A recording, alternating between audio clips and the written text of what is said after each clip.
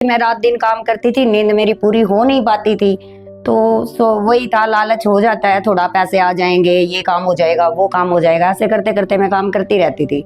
तो मेरी नींद पूरी ना होने के कारण मैं बीमार हो गई। धीरे धीरे मैं बीमार होती गई तो मेरे को टीबी हो गई।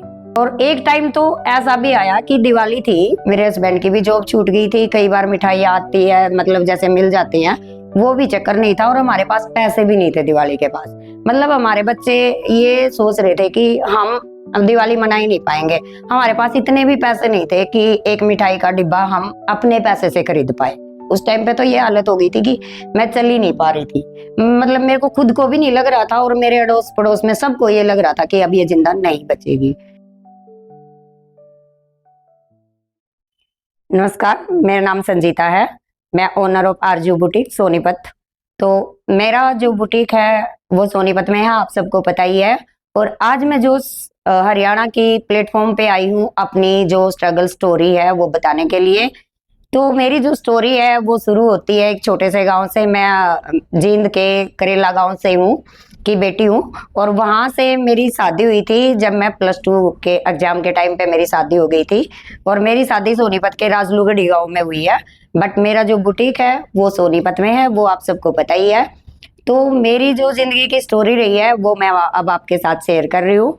मेरी शादी हुई थी +2 में और उसके एग्जाम के बीच में ही मेरी शादी हो गई थी। मेरे को ये नहीं पता था मेरी शादी किससे हो रही है, कैसे हो रही है, कुछ नहीं। बस मेरा एक ही एम था कि मैं पढ़ना चाहती थी और मेरे को पढ़ाई करनी थी। तो मेरे पापा ने यही मतलब शर्त रखी थी कि हमारी बेटी को पढ़ाई करनी है, अगर आप पढ़ाई पूरी करवा सकते हो तो हम शादी करने के लिए तैयार है। और मैंने भी शादी के लिए हाँ बोल दी थी, बस इसी शर्त पे कि मैं पढ़ना चाहती थी। तो उसके बाद मेरी शादी होने के बाद मेरे ससुराल वालों ने मेरी पढ़ाई पूरी भी करवाई, बीए भी करवाई, एमए भी करवाई। उसके बाद फिर हमारे मतलब कोचिंग वगैरह भी दिलवाई। मैंने एग्जाम की तैयारी भी करी, आईबीपीएस मैंने क्लियर भी किया 3-4 बार। पर मेरी किस्मत ने शायद साथ नहीं दिया या फिर मैं दुनिया से वाकिफ नहीं थी। कुछ तो था ऐसा जो मुझे जॉब नहीं मिली, क्योंकि मुझे नहीं पता था कि हम अपनी तरफ से अपना एग्जाम क्लियर करने के बाद भी हमें जॉब लेने के लिए रिश्वत देनी पड़ती है या फिर किसी के सामने हाथ जोड़ने पड़ते हैं। मेरे को नहीं पता था। मेरे अंदर एक एटीट्यूड था शायद कि मैं अपनी मर्जी से कर सकती हूँ, क्योंकि मैंने पेपर अपनी मर्जी से क्लियर किया है, खुद पढ़ के किया है, तो मेरी जॉब लग जाएगी। बट मेरी जॉब नहीं लगी और आईबीपीएस के अलावा शायद मैं कहीं जाना नहीं चाहती थी। तो मेरे अंदर थोड़ा जेनेटिक गुण थे सिलाई के।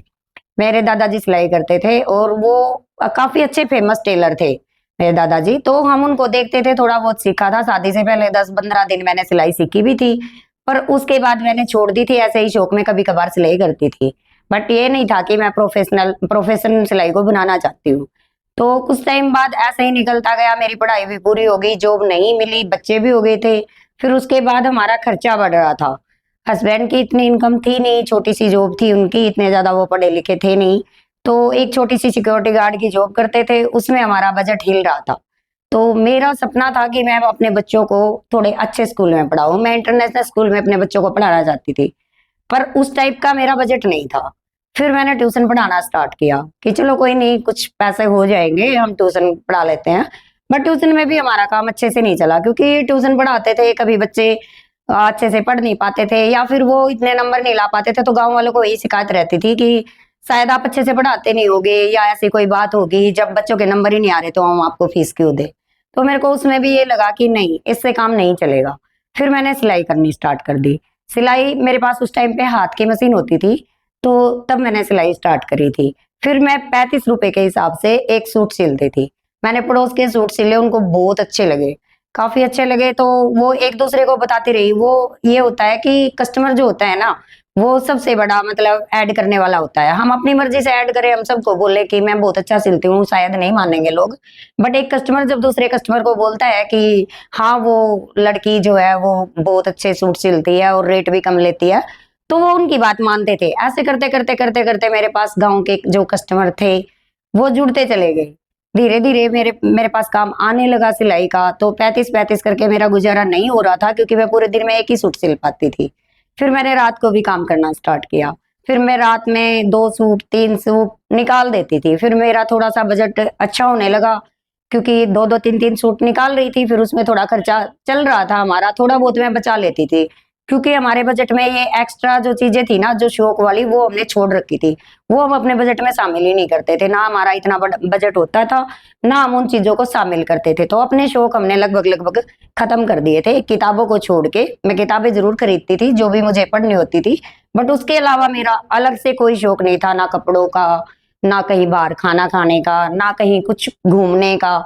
ऐसे कोई शौक हमारे बजट में शामिल ही नहीं थे, तो हमने वो सब छोड़ रखा था। उसके बाद भी फिर भी थोड़ा बहुत हमने सेविंग की। उसके बाद हमने थोड़ा घर भी बनाया अपना, मतलब ज्यादा नहीं, नॉर्मल नॉर्मल घर हमने बनाया अपना। फिर उसके बाद क्या हुआ कि मैं रात दिन काम करती थी, नींद मेरी पूरी हो नहीं पाती थी। तो वही था, लालच हो जाता है थोड़ा, पैसे आ जाएंगे, ये काम हो जाएगा, वो काम हो जाएगा, ऐसे करते करते मैं काम करती रहती थी। तो मेरी नींद पूरी ना होने के कारण मैं बीमार हो गई, धीरे धीरे मैं बीमार होती गई, तो मेरे को टीबी हो गई। फिर उसके बाद कुछ दिन तो मेरे को पता ही नहीं चला मेरे को हुआ क्या है। कोई बोलता ब्लड इन्फेक्शन है, कोई कुछ, मतलब सरकारी हॉस्पिटल में हम गए इलाज कराने। तो वहां क्या होता था, एक दिन हम गए, एक हफ्ते के बाद रिपोर्ट आएगी, फिर वो रिपोर्ट सही नहीं आई, दूसरी रिपोर्ट होगी, एक हफ्ते के बाद वो आएगी। तो ऐसे ही चलता रहा, ऐसे मेरे 3 महीने निकल गए। मतलब मुझे पता ही नहीं चला मेरे को क्या बीमारी है, और मैं काम कर नहीं पाती थी, रोज बुखार होता था। तो थोड़ा बहुत जैसा भी होता, एक सूट आधा, कभी 2 दिन में एक, ऐसे निकल पाता था। तो हमारा बजट फिर से हिलने लगा। फिर मैंने प्राइवेट हॉस्पिटल में इलाज करने के लिए सोचा। तो उसके लिए भी हमारा बजट नहीं था, क्योंकि जो थोड़ी बहुत सेविंग हमने इकट्ठी की थी, उससे हमने घर बना लिया। अब घर बनाने के बाद हमारे पास सेविंग नाम की कोई चीज थी ही नहीं। तो मेरे को इलाज कराने में थोड़ी दिक्कत हो रही थी, पैसे थे ही नहीं उस टाइम पे। और एक टाइम तो ऐसा भी आया कि दिवाली थी, मेरे हस्बैंड की भी जॉब छूट गई थी, कई बार मिठाई आती है, मतलब जैसे मिल जाती हैं, वो भी चक्कर नहीं था, और हमारे पास पैसे भी नहीं थे दिवाली के पास। मतलब हमारे बच्चे ये सोच रहे थे कि हम अब दिवाली मना ही नहीं पाएंगे। हमारे पास इतने भी पैसे नहीं थे कि एक मिठाई का डिब्बा हम अपने पैसे से खरीद पाए। तो हमारा ऐसे ही निकल गया रात तक। रात को एक अंकल आए, वो मिठाई का डिब्बा हमें वैसे ही दे के गए, मतलब नॉर्मली, कि जैसे हैप्पी दिवाली बोलने के लिए। तब हमारे बच्चों को मिठाई मिली उस दिन दिवाली पे। तो ये चीजें याद आती हैं अब। उस टाइम पे बहुत बुरा टाइम हो गया था वो। फिर मैंने लोन लिया अपनी बीमारी के लिए 50,000 का, हमारे गांव के ही बैंक से। तो 50,000 का लोन था, उसमें रिपोर्ट वगैरह, प्राइवेट हॉस्पिटल में हम इलाज कर रहे थे, उसको खत्म होने में ज्यादा टाइम नहीं लगा, क्योंकि घर का खर्चा भी चल रहा था उसी में से। हस्बैंड की जॉब तो मुझे संभालने के चक्कर में छूट ही गई थी। तो मेरे घर का खर्चा जो है वो उन्हीं 50,000 में से निकल रहा था। तो 2-3 महीने में वो पैसे खत्म हो गए। उसके बाद फिर से इलाज की दिक्कत हो गई। तो मैं धीरे धीरे थोड़ा सा आराम मेरे को हो गया था, हल्का फुल्का सा, जैसे मैं चलने लगी थी हल्की फुल्की थोड़ी बहुत। उस टाइम पे तो ये हालत हो गई थी कि मैं चल ही नहीं पा रही थी, मतलब मेरे को खुद को भी नहीं लग रहा था, और मेरे अड़ोस पड़ोस में सबको ये लग रहा था कि अब ये जिंदा नहीं बचेगी।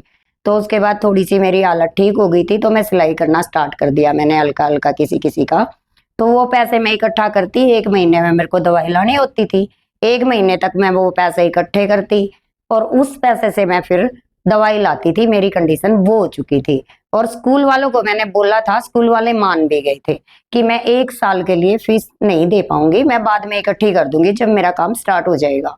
तो स्कूल वाले मेरी इस रिक्वेस्ट को मान गए थे, उनको भी भाई बहुत अच्छे थे वो, तो ये थैंक्स तो बनता है। तो उन्होंने मेरी रिक्वेस्ट मानी, और बच्चों से फीस मांगी भी नहीं उन्होंने 1 साल तक। तो मैं सही चलता रहा, और मैं अपना इलाज कराने के लिए रोज सूट सिलती और वो पैसे इकट्ठे करती, तब जाके मैंने इलाज कराया। और जब मैंने इलाज कराया उस टाइम पे, मतलब ऐसा कोई नहीं मिला मुझे आसपास रिश्तेदार कोई भी जो मेरी मदद कर पाता। तो मुझे ये लगा कि दुनिया में कोई नहीं है किसी का, सब कुछ है तो हम खुद है। अगर हम खुद करेंगे तो ही कुछ हो सकता है।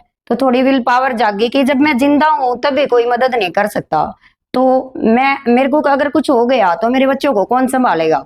तो एक अंदर से विल पावर जाग गई कि नहीं, मुझे ठीक होना है कैसे भी करके। तो मैंने डॉक्टर से बात करी, डॉक्टर बोले अगर आपकी विल पावर मजबूत होगी और आप दवाई टाइम पे लोगे, कोई भी मतलब डिस्टरबेंस बीच में नहीं करोगे, तो ठीक हो सकते हो, नहीं तो अदरवाइज मैं कुछ नहीं कह सकता आप ठीक होगे या नहीं होगे। तो वो टाइम था, मैं दवाई मतलब 1 सेकंड भी ऊपर नीचे नहीं होने देती थी, एक अलार्म डाल के रखती थी कि इस टाइम पे मेरे को ये वाली दवाई लेनी है, तो मैं अलार्म के अकॉर्डिंग उसी टाइम दवाई लेती थी, 1 मिनट भी ऊपर नीचे नहीं होने देती थी, क्योंकि मेरे को ये लगता था कि अगर ऊपर नीचे हुआ, मेरे को कुछ हो गया तो मेरे बच्चों को संभालने वाला कोई नहीं है। शायद वो नहीं नहीं कोई भी उनको खाना भी ढंग से दे पाएगा। और मेरा सपना था कि मेरे बच्चे ना अच्छे स्कूल में पढ़े और अच्छी मतलब अपनी लाइफ अच्छी बनाए। मेरी लाइफ जैसी जा रही है जाने दो, जो भी हुआ होने दो, बट मैं बच्चों की लाइफ के साथ कोई समझौता नहीं करना चाहती थी। तो मैं ठीक भी हो गई 9-10 महीने के बाद। फिर मैंने दोबारा से यही काम स्टार्ट किया, क्योंकि मेरा इंटेंशन वही था कि अब मुझे सिलाई ही करनी है। तो मैंने दोबारा से सिलाई का काम स्टार्ट किया गांव में ही। फिर मैं गांव में सिलाई करती थी, तो मेरे को लगा 4-5 साल फिर से मैंने गांव में ऐसे ही सिलाई की। तो कस्टमर भी अच्छे जुड़ गए थे। वो कुछ गांव के लोग होते थे, कुछ उनके रिश्तेदार, सबको बताते थे। सोनीपत के 23 सेक्टर से भी मेरे पास बहुत सारे कस्टमर जाने लगे थे ऐसे ही। उनको पता चल गया था कि वहां सिलाई अच्छी होती है और सस्ते में भी होती है, क्योंकि सोनीपत के रेट हाई थे और हमारे बहुत कम थे। तो हमारे पास सोनीपत से भी लेडीज जाती थी और सूट सिलवाती थी। फिर मेरे को किसी ने एक दिन बोला, जब तुम सोनीपत के ही सूट सिलती हो और अच्छे भी सिलते हो और उनको पसंद भी आते हैं, तो फिर आप अपना बुटीक सोनीपत में क्यों नहीं खोल लेते? तो मेरे को भी अच्छा लगा। मैं सोचा अच्छी बात है भाई, काम हमें वही करना है, उतनी मेहनत हम यहाँ कर रहे हैं सूट के ऊपर, उतनी हम शहर में करेंगे। तो जैसा भी किराया विराया होगा वो तो निकल ही जाएगा, अगर हम मेहनत करेंगे तो वो तो रेट बढ़ जाएगा। फिर मैंने हिम्मत करके एक छोटी सी दुकान ली। बहुत छोटी दुकान थी, हमें कोई आइडिया नहीं था शहर में आके कैसे करना है, कैसे करेंगे, बस हमने तो गाँव में ही सीखा था सिलना। तो फिर हिम्मत करके मैंने दुकान खोल ली। दुकान खोलने के बाद अब ऐसा तो था नहीं कि आते ही मेरे पास कस्टमर आने स्टार्ट हो जाएंगे। और जिनके भरोसे मैं आई थी, जो मुझे लगता था कि ये कस्टमर तो मेरे हैं ही, इसीलिए तो मैं इस साइड आई थी 23 सेक्टर की साइड। तो वो शायद इसलिए आते थे कि मैं रेट कम लेती थी उस टाइम पे। वो उन्होंने तो मेरे को शकल ही नहीं दिखाई दोबारा जब मैं सोनीपत आ गई। तो मेरे को लगा अब ये तो मुश्किल हो गई, शायद मैंने गलती कर दी सोनीपत आके, गांव में ही ठीक था। अब मेरे को किराया भी निकालना है दुकान का और काम भी निकालना है, ये तो मुश्किल हो जाएगी, और वापस गए तो बेइज्जती हो जाएगी। तो मैंने अल्टर स्टार्ट कर दी। अपने आसपास की जितनी भी सारी दुकानें हैं ना, ये मेरे आसपास दुकानें हैं सिलाई की, मतलब रेडीमेड की, मैंने उनसे बात करी कि भैया आपको अल्टर तो करवानी होती है, आप मेरे से अल्टर करवा लो, मैं आपके अल्टर कर दिया करूंगी, और जब बोलोगे मैं आपको जब ही दे दूंगी, और रेट भी मैं नॉर्मल ही रखूंगी अपना। तो उन्होंने मेरे से अल्टर करवाई। मैं अल्टर करती गई, बीच बीच में सिलाई तो आती थी, कोई कोई सूट तो आते थे ना स्टार्टिंग में भी। तो फिर ऐसे ही कस्टमर देखते मेरा काम, मैंने वो काम बहुत अच्छा करा, रेट थोड़ा कम रखा बट काम अच्छा किया। काम अच्छा किया तो लोगों को पसंद आने लगा, फिर धीरे धीरे यहाँ के कस्टमर भी जुड़ने लगे। तो एक दिन मेरी शॉप पे आई थी माई चिक्कारा, आपको पता ही होगा, रस चिक्कारा की वाइफ। तो उस टाइम मैं उनको भी नहीं जानती थी, वो ऐसे ही नॉर्मली आई थी सूट सिलवाने के लिए। तो एक मेरी फ्रेंड आई हुई थी उस टाइम पे, उन्होंने उनको पहचान लिया कि आप तो माई चिकारा हो ना। मेरे को वो चीज पता नहीं था। फिर मेरे उनसे थोड़ी बातचीत हुई, तो उन्होंने मुझे सलाह दी कि आप इंस्टा पे क्यों नहीं डालते हो अपनी, जब इतना अच्छा काम करते हो, सबको पसंद भी आता है, तो अपनी वीडियो आप इंस्टा पे डालो, लोगों को पता चलेगा तो अपने आप आएंगे आपके पास काम करवाने के लिए। तो मैंने कहा दीदी मैंने तो कभी डाला नहीं है, और शायद मुझे लग रहा था, मेरे को मतलब ऐसा लगता था कि सोशल मीडिया पे हम डालेंगे तो अपना टाइम वेस्ट होगा, इतने टाइम में तो हम एक सूट सिल देंगे या फिर एक अल्टर कर देंगे, 100-150 का काम तो होगा ही। तो हम ये सोच के मतलब इग्नोर करते थे। फिर मैंने सिस्टर के कहने से, मैं चिकारा के बोलने से मैंने स्टार्ट कर लिया अपना। और उन्होंने मेरे ही मतलब आईडी पे एक वीडियो भी बनाई कि ये बहुत अच्छा मतलब सिलती है, वो आज भी मेरी हाईलाइट स्टोरी पे है।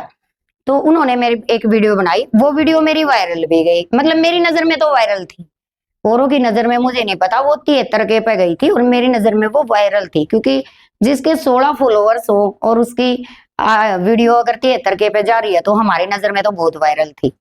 तो उसके बाद धीरे धीरे लोगों को मेरी आईडी सर्चिंग में, मतलब मेरी आईडी चली गई, लोग देखने लगे, तो धीरे धीरे मेरे पास कस्टमर भी बढ़ने लगे। उसके बाद मैंने अल्टर कम कर दी, धीरे धीरे मैंने अल्टर छोड़ दी। उसके बाद मैंने सिलाई स्टार्ट करी अच्छे से, जैसे कस्टमर आते थे उनके मैं सूट सिलती थी, सबको पसंद आते थे। फिर मेरे पास कॉल आने लगे कि आप सिखाओ, मतलब हमें सीखनी है आपके पास, आपकी जो सिलाई है वो बहुत अच्छी है, आप सारी डिजाइनिंग अच्छी करते हो और हमें पसंद भी आती है, तो आप हमें सिखा क्यों नहीं देते?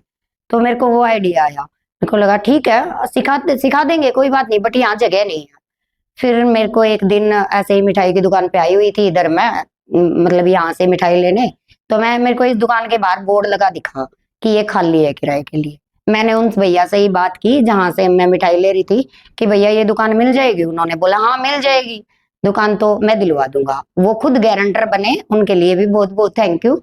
वो गारंटर बने और मुझे ये शॉप दिलवा दी, हालांकि वो मेरे को जानते नहीं थे, बस ऐसे ही मेरा काम या फिर मेरी बात सुन के वो मेरे गारंटर बन गए और मुझे ये दुकान दिलवा दी। उसके बाद पहले मैं ट्रेन से आती थी, मतलब यही था, इतना बजट था नहीं।